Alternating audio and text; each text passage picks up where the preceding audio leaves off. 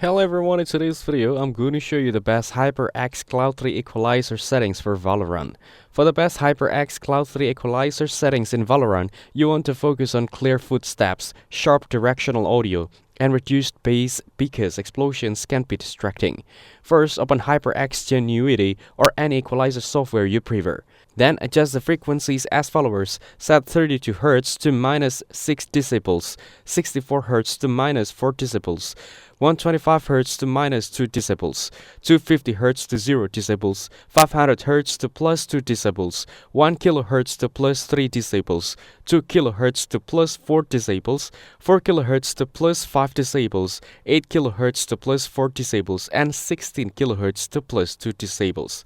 These settings reduce deep bass rumble while boosting mid and high frequencies where footsteps usually occur, which improves positional clarity.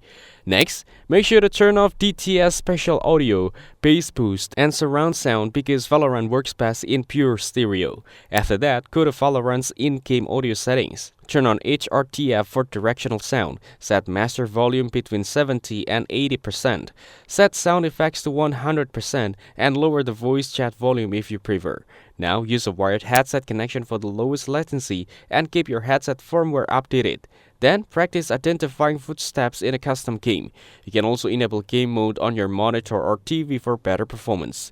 If the footsteps sound too sharp, then adjust 4 kHz to +3 decibels and 8 kHz to +2 decibels. That's it. Thanks for watching. Don't forget to like and subscribe for more videos.